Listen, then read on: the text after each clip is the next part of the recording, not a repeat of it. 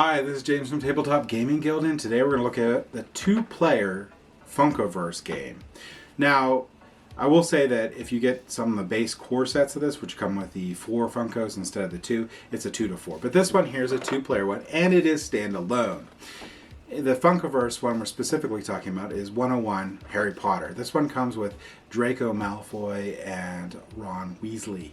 This one also has a double-sided map, which is a full game board, just like you would get with a core set. One side, however, though, is a little truncated, just in case you want to have the just the 2 characters. And if you get the 2 characters only in there, you're going to have the 2 tokens. And I think the one's like a Gryffindor student, and the other one's a Slytherin student. And they're just generic. They don't have any abilities, but Draco Malfoy and Ron do.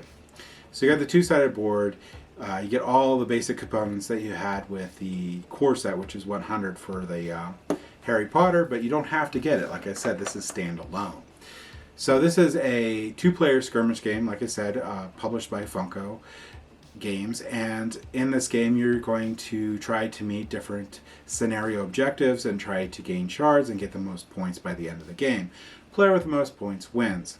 Now, I'm going to just go really quick over, just a really quick overview of the rules, and I'm going to do it in the way that your first game here is going to be like the basic scenario. Well, it's not really a scenario. Basically what you're going to do is you're going to play until you knock out one of the opponent's characters.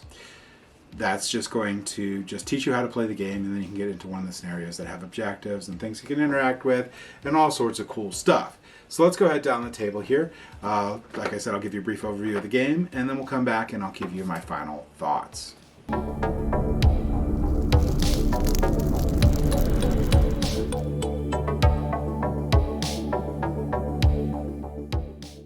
Alright, so this is Funkoverse. This is going to be Harry Potter, and this is pack 101. This pack's going to come with Malfoy, and it's going to come with Ron Weasley. Ron Weasley is going to get some cool abilities here. It's going to have Renovate, up to 2 allies. Let's make sure this is a focus. Up to 2 allies may do a basic action, limited to once per turn. So that's pretty cool. And Stupefy, range 3, challenge 3. The target must be standing in order to do the Stupefy action. We'll go over what all this means in a second, but anytime you see like a challenge 3, that's how many dice you get to roll, basically. And Reducto, choose a token. Ron can see within 3 squares. Remove it from the map. Alright, so that's that. You also, on this side, are going to get a Gryffindor student. Really doesn't have any special abilities, but can do the basic actions. And same with Malfoy. Malfoy's going to get a Slytherin student, but Malfoy has some cool abilities too.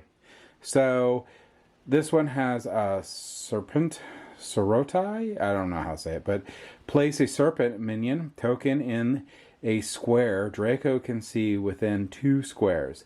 When Draco becomes exhausted, the serpent may do a challenge 2 or move 3.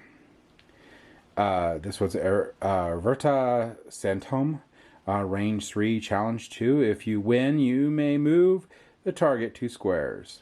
And Huminium Revelio, choose an ally Draco can see within 3 squares. Place Draco adjacent to the ally.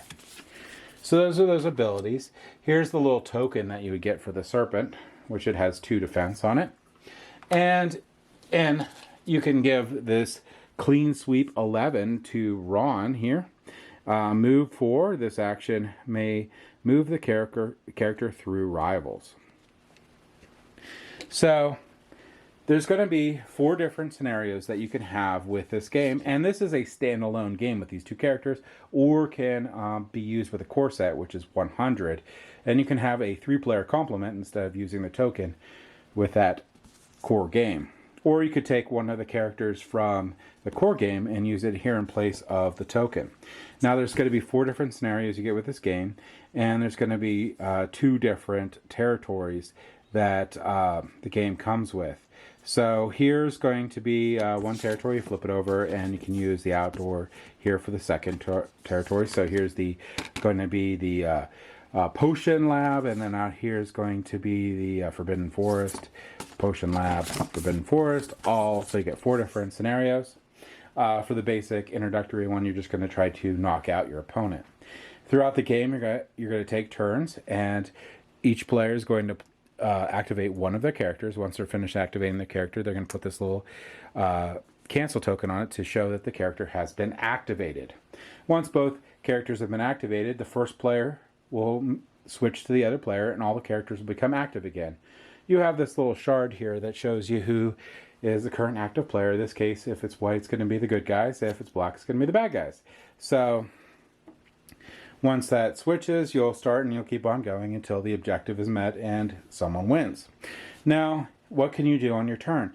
Well, you could take up to 2 different actions on your turn.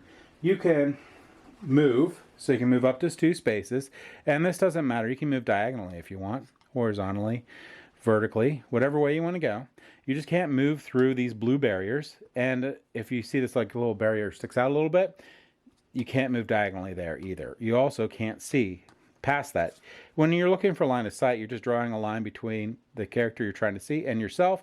If it passes through anything, like a blue border or a enemy character, you can't see them. The other thing you do is you can do a basic challenge. So if you're adjacent to each other, a basic challenge is going to be 2 dice. Other abilities, as you saw, have challenge numbers on them. If they say challenge 3, you would roll 3 instead. What you're trying to do is ooh, that was really good. You're trying to get one of 2 things. You're trying to get either that hit on the left there, which counts as 1 hit, or the 3 exclamations, which counts as 3 successes. So I have 4 successes. Now Malfoy has to try to defend, but Malfoy only has 1 defense die. So there's little to no chance, there's no chance that he can defend. Now he got that, so that blocks 1. If you would have got 3 successes here, blocked 3. If any get through, this guy, Ron, the challenger, is successful, and Malfoy is knocked down. If in the future turn, or if haven't done both actions, for the second action want to challenge again, and wins, Malfoy will be put onto the 1 track of this cooldown track, which means that within 1 round, Malfoy will turn back. So next round, Malfoy will return back to the game board. These little token characters have basic abilities, so they have their challenge too. When they flip over, you can show them knocked down, and when they're knocked down and hit again, they're knocked out, and they put on the cooldown track on 1, just like you would with a regular character. So additional things you could do, you could also assist. So if a character is knocked down, so let's say this token's knocked down, and Weasley's turn, and right next to it, you can use 1 action to stand up that character. The other thing you can do is interact. A lot of the objectives have those tokens over there, and they can interact with different things to gain points or whatnot, and those little blue shards over here are what you're going to do to show that you have gained points throughout the game. In the basic scenario, though, just to learn how to play the game, you're not doing that. You're just trying to knock out an opponent. Be the first to do that, just so you learn how to play. So, other things you can do is your special actions. Now, you'll notice that the student doesn't have special actions. Oh, before I bring that up, a student or regular character can do a rally. And that's if you're knocked down, you can put yourself back up, but your turn's over. So it's always better to do an assist. So just throw that out there. But the actions that regular characters can do, like Ron Weasley or Draco Malfoy, is going to be the special actions. They can use their ability or use an item. If they're using an item, and it says it goes on the cooldown track, you put it on there, and then that's how many rounds it'll be before you get it back. If you look at a character here, so if I look at over here on the left, this is going to be the type of token it's going to take and how long it's going to take to get back to me. So I have to have that available, so I have a yellow available. I can use that, and I would place it over on the 4 like it says, the number 4 right here, and then I can do that ability. In this case, up to 2 allies may do a basic action. So that is going to be able to maybe another move or another challenge or whatever. So that's nice. If I want to do this one, I'd have to put one of these blue icons on the 2. And if I have no icons, I can't do any of the special abilities. So that's special abilities. In a nutshell, that's basically how you're going to be playing the game. There's a little bit more to line of sight and movement, but in general, just know that you're just drawing a line from your character that you've activated to whatever you're trying to do, and if it's obstructed by anything, basically you can't see it. If it's obstructed by something like here, Draw a line to here because I want to move here. It's obstructed by that because it sticks out a little bit. I can't move there. I got to move here, then there. So that's the basics on that. You have 4 different sort of scenarios you can go on, all the different win conditions. That's basically it. Let's go ahead back up the table here, and I'll give you my final thoughts on Harry Potter Funkoverse. Okay, so Funkoverse. Really good. I really like it. It's an extremely good skirmish style game. I really like the abilities of Draco Malfoy with that snake. That's really cool. And Ron Weasley's really cool too. Really good addition if you have the 100 pack. But like I said, you could play the game by itself. You don't need anything else if you want. Component quality is amazing. You really get a lot of bang for your buck with this. Most board games don't come with painted pieces or any components close to this. So if you like Funko Pops, you're really going to like the player pieces in this game. They're smaller than normal Funko Pops. I don't think they have a normal mini line, but I could be completely wrong about that. But either way, really cool, really nice, and the game is super easy to teach. The only thing that I think is a little difficult is line of sight, but once people have played it for a little bit, they'll get the hang of it, especially when you get blocked from diagonal movement. That could be a little hard to get used to. But once you do, it's all intuitive. So, really good game to play with kids also because of that, because it's how easy to teach and it's fun. But it's also fun to play with adults. There's a lot of strategy in this game of how you position your pieces and when you use your abilities, because your abilities, when you use them, you're going to be using those tokens, and those tokens take a little bit to get back. So if you burn them up too early, your opponent knows, and they could maybe be extremely aggressive or do different things to get the win from you.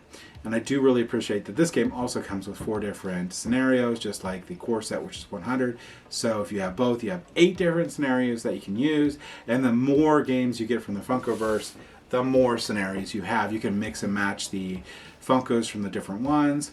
This one specifically is really cool to add to replace the Death Eater and Auror from the 100 set, the Harry Potter core one. So you have all 3 Funkos on the light and the dark. Really good. You could play up to 6 player technically with that core set if you wanted to. Core set says 2 to 4, but technically each player could play their own Funko at that point if they wanted to.